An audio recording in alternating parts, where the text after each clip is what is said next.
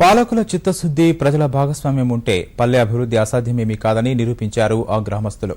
మోదీ పిలుపుతో ఇప్పుడు దేశవ్యాప్తంగా అమలవుతున్న స్వచ్ఛ భారత్ స్ఫూర్తిని 4 దశాబ్దాల క్రితమే ఆచరణలో పెట్టారు. అన్ని వర్గాల సమిష్టి కృషితో, పరిశుభ్రత, పచ్చదనంతో విరాజిల్లుతూ 10గురికి ఆదర్శంగా నిలుస్తున్న పశ్చిమ గోదావరి జిల్లా వేల్పూరుపై కథనం.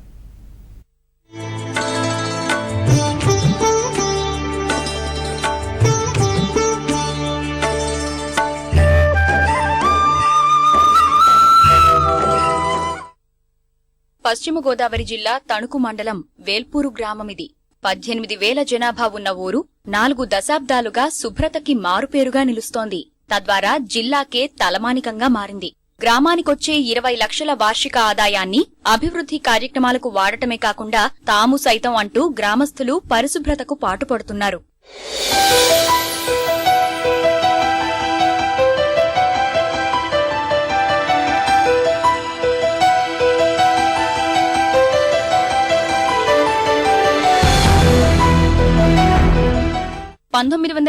లో పంచాయతీ సర్పంచ్గా బాధ్యతలు చేపట్టిన అరిమిల్లి వెంకటరత్నం చిత్తశుద్ది, ముందుచూపుతో గ్రామం అందంగా, ఆదర్శంగా నిలిచింది. శుభ్రమైన రోడ్లు, పచ్చదనంతో ఏ వీధి చూసినా అద్దంలా కనిపిస్తుంది.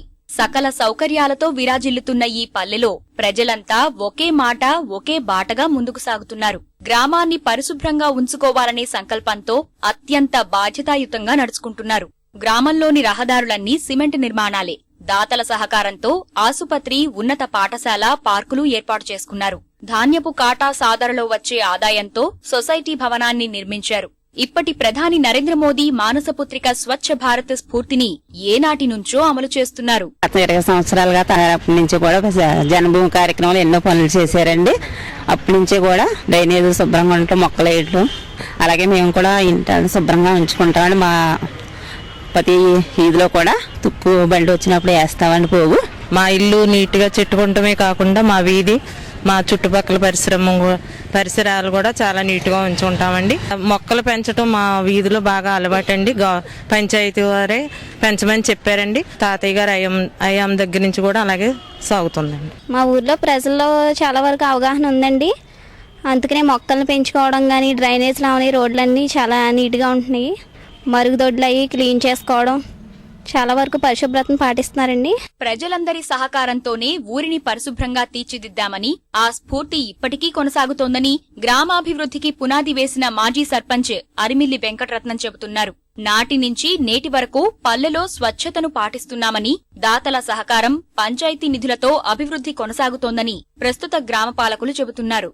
అదే కాక ఇక్కడ మహిళలు అందరూ కూడా అప్పట్లోని మహిళా మండలి అంటే చాలా తక్కువగా ఉండే అన్నూరులోను. 1970లో అంటే మహిళలు గడపలు దాటే పరిస్థితి కూడా కొన్ని ఊర్లో లేని పరిస్థితుల్లో అప్పట్లో మహిళా మండలిని పెట్టి మొత్తం మహిళలను అందరినీ ముందుకు తీసుకొచ్చి వాళ్ళకి కుట్టు మిషన్లు నేర్పించి మొత్తం ముందు అన్ని చేసి ముందుకు తీసుకొచ్చి వాళ్ళ ద్వారా ఈ చుట్టుపక్కల విలేజ్ లో లేనంత పారిశుద్ధ సిబ్బంది మాకు పంచాయతీకి ఉన్నారు. దానికి మేము చేయటం కాదు కానీ ప్రజలు కూడా సహకారం అందిస్తున్నారు. రోడ్లు, డ్రైన్లు కూడా మేము సిస్టమేటిక్ గా అన్ని కూడా చేసుకుంటూ వచ్చాం. డ్రైనేజ్ సిస్టమ్ కూడా మాకు వేల్పూర్లో ఫ్రీ కాస్టింగ్ డ్రైనేజ్ సిస్టమ్ ఎప్పుడూ ఇంప్లిమెంట్ చేసాం మేము. ఇది అంటే ఒక చోట తయారు చేసి ఈ డ్రైనేజ్ అంతా కూడా ఫిక్స్ చేసుకుంటున్నాం.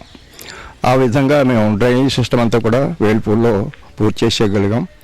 రోడ్స్ అన్నీ కూడా మన జన్మభూమి కార్యక్రమంలో ఎక్కడ దిగబెట్టకుండా వేల్పూర్ అంతా కూడా కవర్ చేయడం జరిగింది.